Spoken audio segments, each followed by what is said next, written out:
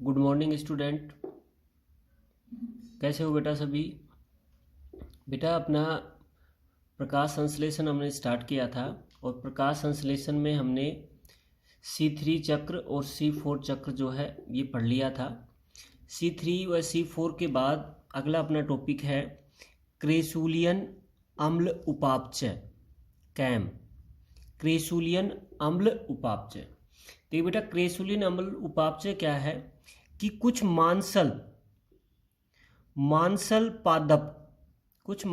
पादप जो हैं जो सामान्यतः शुष्क आवास में पाए जाते हैं। शुष्क आवास जो है उसमें ये पाए जाते हैं कुछ मांसल पादप। ठीक है, ये मांसल पादप क्या करते हैं? CO2 का स्थिरीकरण, CO2 का स्थिरीकरण जो होता है, ये स्थिरीकरण अंधकार में, CO2 का स्थिरीकरण जो है ये अंधकार में करते हैं। ठीक है, और ये दो प्रकार से, ये पादप जो है ये दो प्रकार से कार्बनिक अम्ल जो हैं, दो प्रकार से कार्बनिक अम्ल जो है उसका स्थिरीकरण करते हैं। ठीक है, ये पादप क्या करते हैं? रात्रि को कार्बनिक जो अम्ल है उसका संचय करते हैं। क्रेसुलियन अम्ल उपापचय जो है, जो सामान्यतः कुछ मांसल और शुष्क आवास में रहने वाले जो पादप हैं उनमें ये मिलता है। ये पादप क्या करते हैं? CO2 का स्थिरीकरण अंधकार में करते हैं, यानी रात्रि के समय करते हैं। और इनमें कार्बनिक अम्ल का जो निर्माण है वो दो प्रकार से ये प्रदर्शित करते हैं। रात्रि में तो कार्बनिक अम्ल जो है उसका संचय करते हैं, और दिन के समय ये जो कार्बनिक अम्ल है उसको मुक्त कर देते हैं। यानी रात्रि के समय कार्बनिक जो अम्ल है उसका संचय करते हैं, और रात्रि में तो कार्बनिक पदार्थ अम्ल का जो उसका संचय करते हैं, और दिन में ये कार्बनिक अम्ल को मुक्त कर देते हैं। ठीक है, और इनका अध्ययन सर्वप्रथम क्रेसुलेसी कुल के जो पादप हैं उनमें किया गया था। सबसे पहले इसका अध्ययन क्रेसुलेसी कुल के जो पादप हैं उनमें किया गया था, और इसी कारण इसे क्रेसुलियन अम्ल उपापचय कहा जाता है। ठीक है, जैसे कैम पादप की बात करें कि कैम किन पादपों में मिलता है, जिन्हें कैम पादप कहते हैं, जैसे ब्रायोफिलम यानी पत्थर चट्टा जो है उसमें ये पाया जाता है। उसके अलावा सीडियम में ये पाया जाता है। उसके अलावा ओपेनसिया यानी नागफनी जो है उसमें ये पाया जाता है। और अनानास जो है उसमें ये पाया जाता है। ठीक है, ये कैम पादप कहलाते हैं। जैसे ब्रायोफिलम है, सीडियम है, नागफनी है, अनानास है, उसमें ये पाया जाता है। ठीक है बेटा, कैम जो है ये इसके दो चरण होते हैं, दो चरण इसमें पाए जाते हैं। इन दो चरणों में कैम जो है ये पूरा होता है। ठीक है बेटा एक बार दोबारा ध्यान देना। क्रेसुलियन अम्ल उपापचय जो मांसल पादप जो हैं, जो शुष्क आवास में पाए जाते हैं, उनमें होता है, जिनमें CO2 का स्थिरीकरण जो है ये अंधकार में होता है। और ये दो प्रकार से कार्बनिक अम्लों का संचय करते हैं। रात्रि में कार्बनिक अम्लों का संचय करेंगे, और दिन में कार्बनिक अम्ल जो है उनको मुक्त कर देते हैं।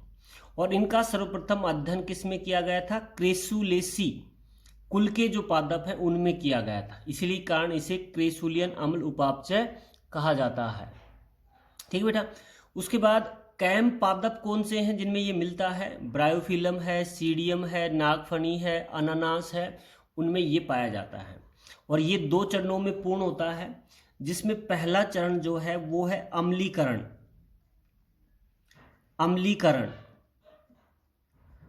पहला चरण अम्लीकरण में क्या होता है कि ये पादप जो होते हैं इनमें रात्रि के समय इनके रंध्र जो हैं ये खुले रहते हैं। रात्रि के समय इनके रंध्र खुले रहते हैं, और इसी कारण रात्रि के समय इनकी पर्ण जो है वो CO2 ग्रहण करती है। ठीक है, और जो CO2 ग्रहण की जाती है, इस CO2 को सबसे पहले पैप ग्रहण करता है, फास्फोइनोल पायरुविक अम्ल इस CO2 को ग्रहण करता है। तो पैप जो है वो सबसे पहले वायुमंडल से CO2 ग्रहण करता है। ठीक है, ठीक है, साथ में जल भी होता है इसमें। और ये पैप कार्बोक्सिलेज एक एंजाइम होता है, पैप कार्बोक्सिलेज। कार्बोक्सिलेज जो है इसकी उपस्थिति में पैप CO2 ग्रहण करके ऑक्सेलो एसिटिक अम्ल जो है उसका निर्माण करता है। क्या बनाएगा ये? सबसे पहले ऑक्सेलो एसिटिक अम्ल जो है उसका निर्माण करता है। उसके बाद क्या होता है कि ऑक्सेलो एसिटिक अम्ल जो है इसका मैलिक डिहाइड्रोजिनेज एक एंजाइम है। कौन सा? मैलिक डिहाइड्रोजिनेज नामक एंजाइम है। इसकी उपस्थिति में इसका डिहाइड्रोजिनेज होता है। ठीक है, जिसमें एक NADP जो है उसकी आवश्यकता होती है, एक NADP जो है उसकी आवश्यकता होती है। और क्या बनता है? मैलिक अम्ल। मैलिक अम्ल जो है उसका निर्माण होता है। इसमें मैलिक अम्ल जो है ये निर्मित होता है। इसमें NADPH2 खर्च होते हैं और ऑक्सेलो एसिटिक अम्ल का जब मैलिक डिहाइड्रोजिनेज एंजाइम की उपस्थिति में इसका डिहाइड्रोजनीकरण होता है तो मैलिक अम्ल जो है उसका निर्माण होता है। ये मैलिक अम्ल का निर्माण होता है अम्लीकरण में। ठीक है, रात्रि के कारण जो रात्रि में जो ये मैलिक अम्ल बना है, इस मैलिक अम्ल को रिक्तिका में संचित कर दिया जाता है। मैलिक अम्ल जो बना है इसको रिक्तिका के अंदर संचित कर दिया जाता है। कहने का मतलब अम्लीकरण की क्रिया में क्या हुआ कि ये पादप रात्रि के समय अपने रंध्र खुले रखते हैं। ठीक है, तो रात्रि के समय CO2 ग्रहण की जाती है और ये CO2 सबसे पहले पैप ग्रहण करता है, फास्फोइनोल पायरुविक अम्ल, जो पैप कार्बोक्सिलेज एंजाइम की उपस्थिति में क्या बनाएगा? सबसे पहले ऑक्सेलो एसिटिक अम्ल। ये ऑक्सेलो एसिटिक अम्ल जो है ये मैलिक डिहाइड्रोजिनेज एंजाइम की उपस्थिति में किस में बदल जाएगा? मैलिक अम्ल में। अब ये मैलिक अम्ल जो रात्रि को बना है ये रिक्तिका में संचित कर दिया जाता है। अब दूसरा चरण यहाँ शुरू होता है और दूसरा चरण है अम्लीकरण। अम्लीकरण, पहला चरण अम्लीकरण था, दूसरा चरण है अम्लीकरण। अम्लीकरण कि दिन के समय, जब दिन के समय स्थिति होती है और जब प्रकाश होता है तो दिन के समय प्रकाश की उपस्थिति जो होती है, उस प्रकाश की उपस्थिति में जो मैलिक अम्ल है, प्रकाश की उपस्थिति में जो मैलिक अम्ल है ये इसका विकार्बोक्सिलीकरण होता है। विकार्बोक्सिलीकरण मैलिक अम्ल का दिन के समय प्रकाश की उपस्थिति में विकार्बोक्सिलीकरण होता है। और विकार्बोक्सिलीकरण की जो क्रिया है इसमें जो है एक तो पायरुविक अम्ल जो है उसका निर्माण होता है, साथ में CO2 जो है निर्मित होती है। ये अम्लीकरण की क्रिया होती है जो दिन के समय होती है। दिन में जो मैलिक अम्ल बना था रात्रि को, वो मैलिक अम्ल जो है इसका विकार्बोक्सिलीकरण होगा और विकार्बोक्सिलीकरण की क्रिया के द्वारा मैलिक अम्ल जो है ये पायरुविक अम्ल व CO2 में अपचित हो जाता है। ठीक है, तो दिन के रात्रि में जो मैलिक अम्ल बना है वो दिन के समय किस में बदल जाता है? पायरुविक अम्ल जो है उसमें बदल जाता है। ठीक है, अब दूसरे चरण से जो CO2 उत्पन्न हुई है, ये CO2 जो है ये अब C3 चक्र में प्रवेश कर जाती है और शर्करा या शुगर जो है उसका निर्माण करती है। जैसे CO2 जो है वो C3 में प्रवेश कर जाएगी, जिसे RUBP ग्रहण करेगा और RUBP जब ग्रहण करेगा तो शर्करा जो है उसका निर्माण होता है। ठीक है बेटा, तो ये है क्रेसुलियन अम्ल उपापचय कि रात्रि में CO2 ग्रहण करते हैं, जिन्हें PEP ग्रहण करेगा और ऑक्सेलो एसिटिक अम्ल बनाएगा। ऑक्सेलो एसिटिक अम्ल जो है उसका मैलिक डिहाइड्रोजनेज की उपस्थिति में मैलिक अम्ल बनेगा और इस मैलिक अम्ल को रात्रि के समय रिक्तिका में संचित कर दिया जाएगा।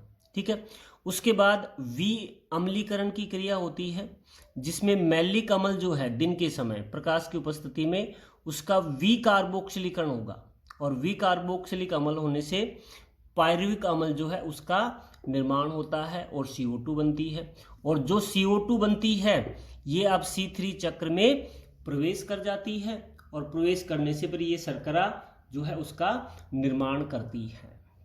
ठीक है बेटा, अब C जो कैम क्रेसुलिन अम्ल उपापचय है, अब इसका एक अगर आरेख बनाएं तो ये आरेख कैसे बनता है। देखिए बेटा, रात्रि के समय, जैसे रात्रि है तो रात्रि के समय क्या होगा कि सबसे पहले पैप फास्फोइनोल पायरुविक अम्ल जो है ये वायुमंडल से CO2 और जल ग्रहण करता है, वायुमंडल से CO2 ग्रहण करेगा सबसे पहले पैप। ठीक है, और क्या बनाएगा, ऑक्सेलो एसिटिक अम्ल जो है उसका निर्माण करता है रात्रि के समय, क्योंकि रात्रि के समय इनके रंध्र खुले रहते हैं तो ये CO2 ग्रहण करेगा पैप वायुमंडल से और ऑक्सेलो एसिटिक अम्ल का निर्माण करता है। अब ऑक्सेलो एसिटिक अम्ल जो है इसका विहाइड्रोजनीकरण होगा NADPH2 और ये बदल जाएगा NADP में, इसका विहाइड्रोजनीकरण होगा और किसका निर्माण होगा, मैलिक अम्ल जो है उसका निर्माण होता है रात्रि के समय। ठीक है, और रात्रि के समय इस मैलिक अम्ल जो है इसको रिक्तिका में संचित कर दिया जाएगा। दिन के समय, अब दिन के समय क्या होता है कि ये मैलिक अम्ल जो है ये अब इस मैलिक अम्ल जो है इसका विकार्बोक्सिलीकरण होगा और विकार्बोक्सिलीकरण से दो उत्पाद बनते हैं। एक तो बनता है पाइरुविक अम्ल, पाइरुविक अम्ल का निर्माण होगा और क्या बनेगी, साथ में CO2 बनती है। अब ये CO2 जो बनी है दिन के समय, इस CO2 जो है इसको RUBP जो है ये ग्रहण कर लेगा और C3 चक्र पूर्ण होगा और C3 चक्र पूर्ण होने से शुगर यानी शर्करा जो है उसका निर्माण होता है। ठीक है, कहने का मतलब ये जो क्रिया होती है जिसमें मैलिक बनता है, अम्ल बनता है, ये क्रिया जो है रात्रि के समय होती है और इस मैलिक अम्ल से जब इसका विकार्बोक्सिलीकरण होता है और CO2 और पायरुविक अम्ल बनता है तो ये क्रिया दिन के समय होती है। ठीक है बेटा, तो ये है क्रेसुलियन अम्ल उपापचय। ठीक है बेटा, ये हो गया पूरा। उसके बाद अगला टॉपिक लेते हैं, एक छोटा सा टॉपिक और है इसमें, वो है प्रकाश श्वसन। प्रकाश श्वसन, फोटो रेस्पिरेशन, या इसे बोला जाता है C2 चक्र, प्रकाश श्वसन। अब देखिए बेटा, प्रकाश श्वसन क्या है। देखिए बेटा, हरे पादप जो होते हैं, हरे पादप ये प्रकाश की उपस्थिति में, दिन के समय प्रकाश की जब उपस्थिति होती है तो प्रकाश की उपस्थिति में ये कार्बनिक जो पदार्थ होते हैं, इन कार्बनिक पदार्थों का ऑक्सीकरण होता है। कार्बनिक पदार्थ जो हैं उनका ऑक्सीकरण होता है दिन की स्थिति में, दिन में जब प्रकाश होता है उस स्थिति में कार्बनिक पदार्थों का ऑक्सीकरण होता है। इस कार्बनिक पदार्थों का जब ऑक्सीकरण होगा तो उसमें समान श्वसन की भांति CO2 तो मुक्त होती है लेकिन ATP जो है उसका निर्माण नहीं होता है। यानी C3 जो पादप होते हैं उनमें प्रकाश की उपस्थिति में कार्बनिक पदार्थों का ऑक्सीकरण होता है और इसमें समान श्वसन की भांति CO2 मुक्त होती है लेकिन ATP का निर्माण नहीं होता है और यही क्रिया प्रकाश श्वसन कहलाती है, जिसमें कार्बनिक पदार्थों का विघटन हुआ, CO2 भी बनी लेकिन ATP का निर्माण नहीं होता है और इसी कारण इसे नष्टकारी क्रिया भी कहा जाता है, क्योंकि इसमें कार्बनिक पदार्थों का ऑक्सीकरण हुआ, CO2 भी बनी लेकिन जो है इसमें एटीपी जो है उस ऊर्जा जो है उसका निर्माण नहीं होता है। ठीक है बेटा, आगे देखिए, प्रकाश श्वसन जो है, प्रकाश श्वसन जो शब्द है, ये शब्द क्रोटकोव नामक वैज्ञानिक जो थे उन्होंने 1963 में दिया था। प्रकाश श्वसन शब्द क्रोटकोव ने 1963 में ये दिया था। ठीक है, उसके बाद जो C2 चक्र है, इस C2 चक्र का संपूर्ण अध्ययन जो है, ये अध्ययन जो है डेकर व टीपो या टीओ भी कहीं लिखा आता है, टीओ नामक वैज्ञानिक ने 1959 में किया था। डेकर और टीओ नामक जो वैज्ञानिक थे उन्होंने इस चक्र का अध्ययन किया और प्रकाश श्वसन जो शब्द है ये क्रोटकोव के द्वारा दिया गया। ठीक है बेटा, प्रकाश श्वसन की क्रिया में क्या होता है कि दिन के समय जब O2 की अधिकता होती है, दिन के समय जब O2 की अधिकता होती है, क्योंकि दिन के समय प्रकाश संश्लेषण होने के कारण O2 की सांद्रता बढ़ जाती है, तो दिन के समय जो O2 की अधिकता होती है तो उस समय RUBP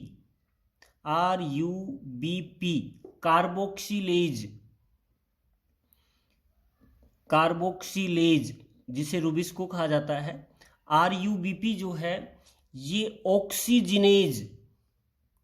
ऑक्सीजिनेज की भांति कार्य करता है।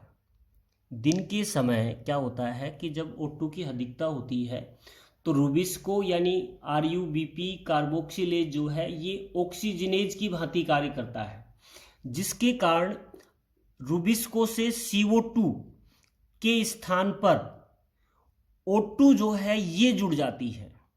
सामान्यतः CO2 जुड़ेगी प्रकाश संश्लेषण में, लेकिन इसमें CO2 के स्थान पर क्या जुड़ जाती है, O2 जुड़ जाती है, जिससे RUBP जो है ये ऑक्सीकृत हो जाता है।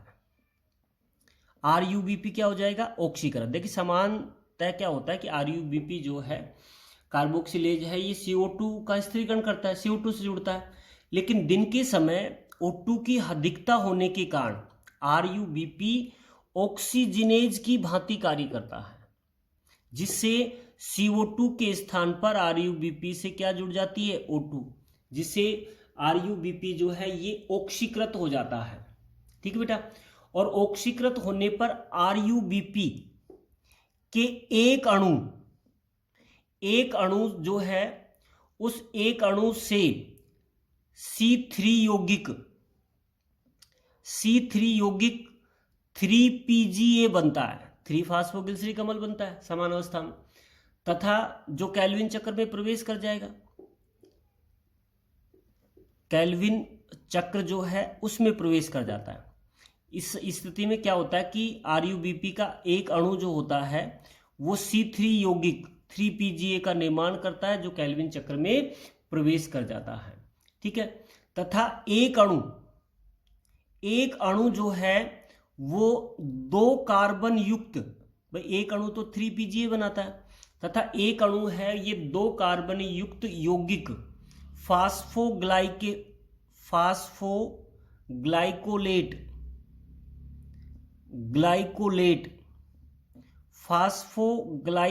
का निर्माण करता है, जो 2 कार्बन युक्त होता है। ठीक है, और फास्फोग्लाइकोलेट 2 कार्बन युक्त होने के कारण इसे C2 चक्र जो है उसके नाम से भी जाना जाता है, क्योंकि इसमें जो उत्पाद बनता है वो 2 कार्बन युक्त बनता है, फास्फोग्लाइकोलेट, इसलिए C2 चक्र के नाम से जाना जाता है। ठीक बेटा, ये फास्फोग्लाइकोलेट जो बना है, ये फास्फोग्लाइकोलेट कुछ समय पश्चात ग्लाइकोलेट में परिवर्तित हो जाता है। भाई एक अणु ने तो 3PGA का निर्माण किया, दूसरा जो अणु था वो 2 कार्बन युक्त फास्फोग्लाइकोलेट का निर्माण करता है, जो कुछ समय के पश्चात ग्लाइकोलेट में परिवर्तित हो जाता है। ये ग्लाइकोलेट जो है ये अब हरित लवक से निकलता है, हरित लवक जो है उससे निकलकर ये अब प्रवेश करता है परऑक्सीसोम में। परऑक्सीसोम जो है उसमें प्रवेश करता है। किस में प्रवेश करेगा? परऑक्सीसोम। पहले हरित लवक में ये क्रिया हो रही थी, उसके बाद जो ग्लाइकोलेट बना है ये परऑक्सीसोम में प्रवेश करता है। ठीक है बेटा, प्रवेश करता है जहां पर ये ग्लाइसीन जो है उसमें वो ऑक्सीकृत हो जाता है। भाई ग्लाइकोलेट हरित लवक में बना था, तो अब ये हरित लवक से परऑक्सीसोम में जाएगा। परऑक्सीसोम में ये ग्लाइसीन जो है उसमें ऑक्सीकृत हो जाता है। ग्लाइसीन जो है अब ये माइटोकॉन्ड्रिया में प्रवेश करती है। ग्लाइसीन जो बना है ये अब किस में प्रवेश करेगा? माइटोकॉन्ड्रिया में। और माइटोकॉन्ड्रिया में प्रवेश करने के बाद ये O2 से क्रिया करके एक अणु सीरीन का बनाता है। किसका अणु बनाएगा? सीरीन का बनेगा। साथ में क्या मुक्त होगी? CO2 जो है ये मुक्त होती है। कहने का मतलब ये हुआ कि प्रकाश शोषण की क्रिया एक तो कहाँ होती है? हरित लवक में भी हो रही है, परऑक्सीसोम में भी ये हो रही है, और किस में हो रही है? माइटोकॉन्ड्रिया में होती है। यानी प्रकाश शोषण की क्रिया हरित लवक, परऑक्सीसोम और माइटोकॉन्ड्रिया में होती है। ठीक है, और ये प्रक्रिया प्रकाश संश्लेषण के समय होती है। कब होती है? प्रकाश संश्लेषण की जो क्रिया होती है उसी समय प्रकाश शोषण की क्रिया होती है। ठीक है, और इसमें क्या होता है कि जैसे प्रकाश संश्लेषण होने के कारण, प्रकाश संश्लेषण जब होता है और उसी समय प्रकाश शोषण होता है, और प्रकाश शोषण होने के कारण जो C3 पादप हैं उनकी उत्पादन क्षमता जो है वो 30 से 40% कम हो जाती है। C3 पादपों की जो उत्पादन C4 पादपों से कम होती है, उसका कारण क्या होता है? प्रकाश शोषण। क्योंकि प्रकाश शोषण में रुबिस्को का एक अणु 2 कार्बन युक्त फास्फोग्लाइकोलेट बनाता है, जिससे ग्लाइकोलेट बनेगा जो परऑक्सीसोम में प्रवेश करेगा। परऑक्सीसोम से में ग्लाइसीन का ऑक्सीकृत होगा, ग्लाइसीन माइटोकॉन्ड्रिया में प्रवेश करेगा, जिससे सीरीन और CO2 का निर्माण होता है, लेकिन ATP का निर्माण नहीं होता है। और यही कारण है कि जो C3 पादप है उनकी उत्पादन क्षमता C4 पादपों की तुलना में 30 से 40% कम हो जाती है। ये है प्रकाश शोषण की क्रिया। यानी हरे पादप प्रकाश की उपस्थिति में कार्बनिक पदार्थों का ऑक्सीकरण तो करते हैं, CO2 भी मुक्त होती है, लेकिन उसमें ATP का निर्माण नहीं होता। ये क्रिया नष्टकारी क्रिया के नाम से जानी जाती है, जिसका प्रकाश शोषण जो है ये शब्द क्रोटकोव ने दिया, और इसका अध्ययन जो है ये डेकर व टीओ नामक जो वैज्ञानिक है उन्होंने किया। और इसका मुख्य कारण है कि दिन के समय जब CO2 की अधिकता होती है तो RUBP के कुछ अणु जो हैं, RUBP कार्बोक्सिलेज के कुछ अणु जो हैं ये ऑक्सीजनेज की भांति कार्य करते हैं, जिससे RUBP ऑक्सीकृत हो जाता है। एक अणु जो है वो समानतः 3PGA का निर्माण करेगा, जो केल्विन चक्र में प्रवेश कर जाएगा, लेकिन एक अणु जो है वो 2 कार्बन युक्त फास्फोग्लाइकोलेट का निर्माण करता है, जिसके कारण उनकी उत्पादन क्षमता क्या हो जाती है? कम हो जाती है। यह है प्रकाश शोषण की क्रिया। ठीक है बेटा, आज के लिए इतना ही। धन्यवाद।